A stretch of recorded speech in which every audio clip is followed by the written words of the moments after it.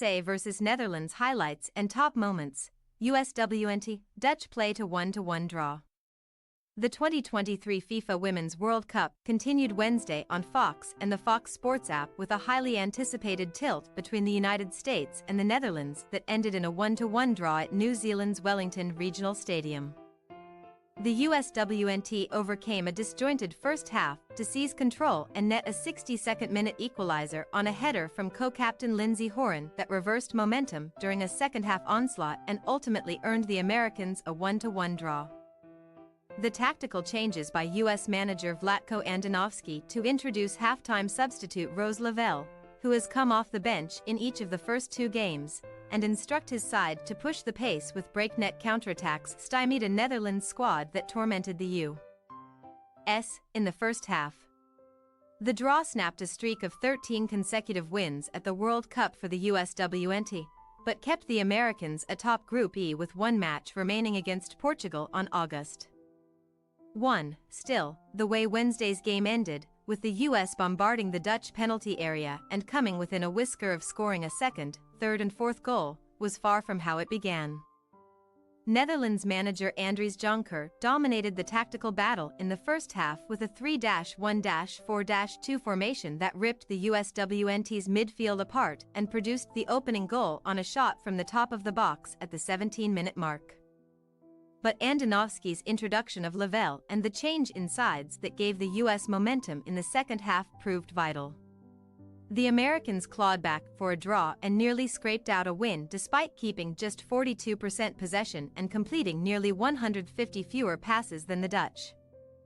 With the draw, the USWNT is now 2-1 for WDL all-time when allowing a goal first. Check out our live coverage below, including live analysis from Fox Sports' Michael Cohen. Setting the stage. The World Cup Now crew previewed the match live on Twitter ahead of kickoff. Pre-game. Wednesday, let's go. Just like that, things were underway in New Zealand. 3 minutes, finding a rhythm. Right out of the gate, the wind was certainly a significant storyline for this match. In adverse conditions, coaches often encourage their players to keep the ball on the ground and reduce the number of aerial passes. That tends to favor the squad with more technical players who can break down defenses using tight passing combinations instead of crosses that can be flown off target by the wind. 9 minutes, applying pressure early. The USWNT was marking Dutch holding midfielder Jackie Groenen with De Mello.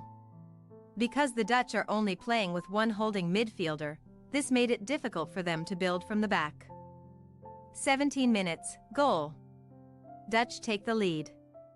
The Netherlands were on the board first, courtesy of Jill Roord's low strike from the top of the box. The space was created when forward Lieke Martens made a beautiful turn in midfield to bypass the USWNT's midfield line. That gave the Dutch a numerical advantage as they crossed to the final third, and Roord found the lower corner on a shot from a central position. This was the first time the U.S. has been scored on first in a World Cup match since 2011. It was also the first time the USWNT has trailed in a World Cup match in its last 18 tournament games including today. 22 minutes, no quit.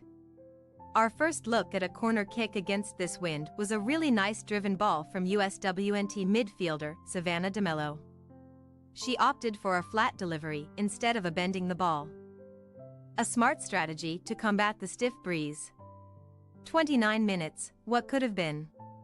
The Netherlands' Dominique Janssen nearly put her team up 2-0, but her shot from outside the box was just a bit high. 35 minutes, missed opportunities. Similar design on both corner kicks from the USWNT. The goal was to create a flicked header at the near post. To reduce the number of bodies in that part of the field, the US peeled a player from the goal line toward the top of the box in hopes of dragging a defender away from the fray. It was a smart design, but ultimately unsuccessful. Elsewhere, the US was getting stretched defensively. The distance between Morgan on the front line and the USWNT's 4 defenders was 50 yards at times.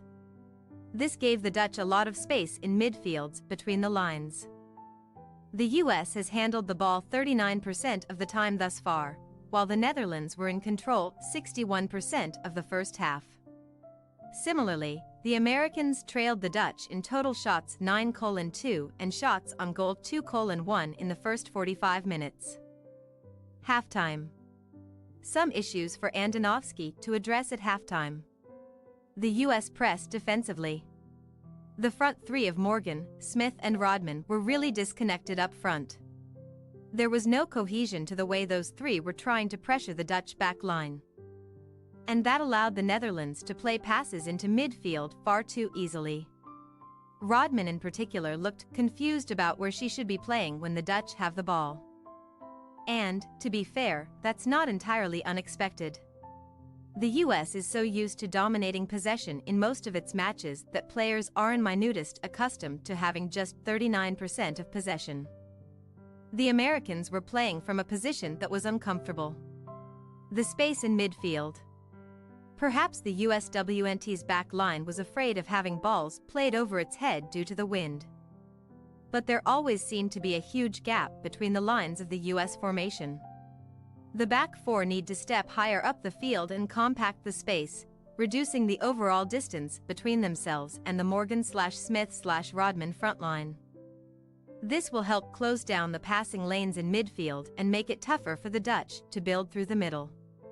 Consider a change in formation.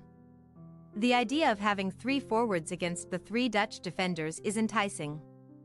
But the US has been unable to take advantage thus far. The result was being one player light in midfield. Fair to wonder if Andonovski will change shape to either a 4-4-2 or 4-5-1 to get an extra body in midfield and match numbers with numbers in that part of the pitch. 45 minutes, Lavelle enters. After starting on the bench Wednesday, Lavelle came on in the second half to give the US a much-needed spark. She has also scored against the Netherlands the past 3 times the two teams have met. Meanwhile, an early change to the USWNT's formation defensively came in the second half. Instead of having all three forwards press high, Andonovski settled his players into a 4-5-1 shape without the ball. Morgan stayed high up the field, but Smith and Rodman were playing a touch deeper to help compact the midfield. 51 minutes, yellow. Mere minutes into entering the match, Lavelle was shown the first yellow card of the match. 62 minutes, goal. US ties it up. The US knotted things up on a set-piece header from Horan. Lavelle flighted a beautiful in-swinging corner to the near post, and Horan flicked a header into the net. Just before Horan's goal, she was spoken to by the referee after a run-in with Dutch midfielder Danielle van de Donk. 67 minutes, heating up. Nearly another goal for the US. As Rodman picked the pocket of a Dutch defender and found Alex Morgan on a through ball. Morgan slotted home but was a yard offside, keeping things even. 71 minutes, making a statement. Lavelle really helped the USWNT's press in the second half. She was pushing the pace every time the Netherlands turned the ball over. The US looked much more comfortable trying to play direct on the counterattack. When Lavelle pushed forward, that almost gave the US a fourth forward that forced at least one of the Dutch wingbacks to drop in defensively. It was a numbers game in midfield as things continued. 73 minutes, knocking on the door. USWNT star forward Sophia Smith was itching to add to her team's score as the second half continued. 82 minutes, what a chance. Another direct attack from the U.S. A flick-on header created a breakaway opportunity for Trinity Rodman, who dragged her left-footed shot wide of the post. The U.S. outshot the Dutch, 15-5, despite having just 41% possession by the 89th minute. That was a reflection of how direct the USWNT played in the second half, constantly looking to run at the Dutch back line and counter with speed. United States 1, Netherlands 1. Thanks for your watching. Don't forget to click the subscribed button and hit the bell icon for more.